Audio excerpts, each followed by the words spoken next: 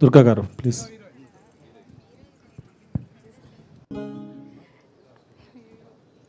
అందరికీ నమస్కారం.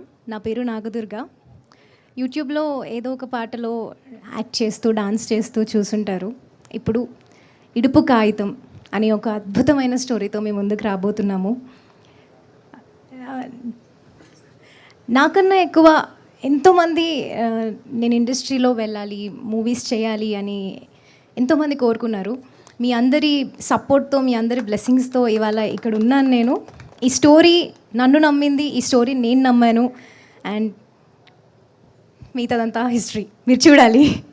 అండ్ ఈ స్టోరీ నా దగ్గరికి వచ్చినప్పుడు, అంటే ఎక్కువగా నేనేం మాట్లాడలేను, బట్ ఫస్ట్లీ నేను థ్యాంక్స్ చెప్పాలి అని అనుకునేది మాత్రం బన్నీవాస్ సార్కి.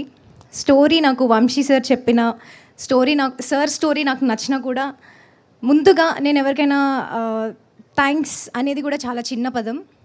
వాస్ సార్కి అండ్ సుకుమార్ సార్కి ఫస్ట్ నేను రాగానే కూడా సార్ ఒకటే మాట చెప్పారు, నీ పాటలు యూట్యూబ్లో చూస్తామమ్మా, నేను సుకుమార్ సార్ చాలా పెద్ద ఫ్యాన్స్ అన్నారు. నేను వెంటనే సార్ని అడిగిన క్వశ్చన్, సార్ మీరు సాంగ్స్ చూస్తారా అసలు యూట్యూబ్లో అని అడిగాను. సార్ ఒక్కటే, నేను టూ మచ్ కాన్ఫిడెంట్గా ఉండే పర్సన్ని కాదండి. బేసిక్గా నాకు ఒక బెరుకు భయం అనేది ఉంటుంది.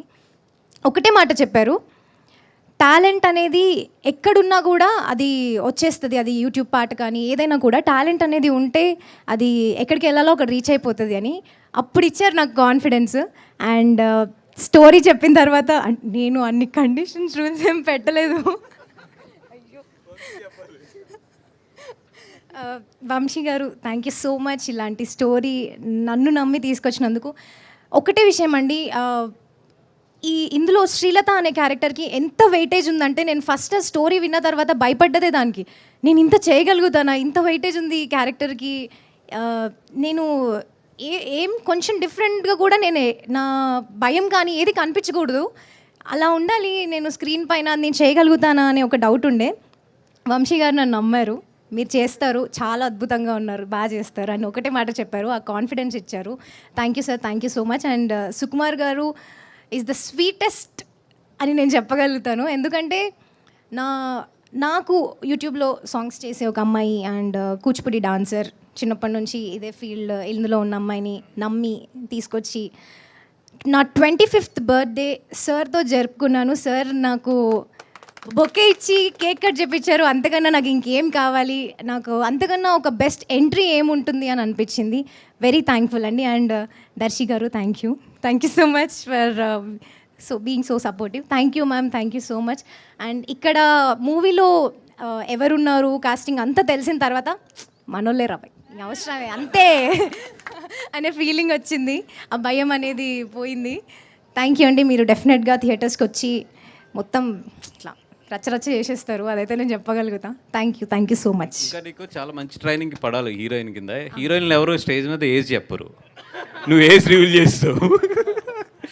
అండ్ సెకండ్ థింగ్, ఇప్పుడు అది కదా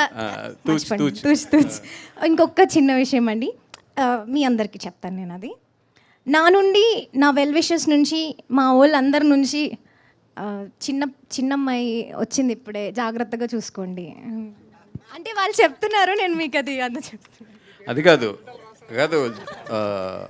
ఒకటి ఆ 15 రూల్స్ ఏంటి అనేది రేపు పొద్దున్న నుంచి అందరూ అడుగుతారు నిన్ను. బట్ ఒక అగ్రిమెంట్ ఏంటంటే ఆ 15 రూల్స్ ఏంటి అనేది ఎప్పుడు చెప్పాలనేది నేను చెప్పే వరకు బయటకు చెప్పకూడదు, అర్థమైందా? ఎందుకంటే ఆ 15 రూల్స్ బయటకు వచ్చినాయి అంటే అది మంచిగా ఉంటుంది. అందుకని చెప్పి ఆ 15 రూల్స్ మాత్రం నేను చెప్పే వరకు మాత్రం నువ్వు బయటకు చెప్పకూడదు. అసలు మూవీ రిలీజ్ అయ్యే వరకు నేను అంటే ఈ అమ్మాయి రాశాను నేను పేపర్ మీద ఏం అడుగుతుంది ఏంటంటే కరెక్ట్గా 15 వచ్చినాయి, దాంట్లో 6 తీసేసింది, ఫైనల్లీ 9 మాత్రం ఉన్నాయి నా దగ్గర ఇంకా అలాగా.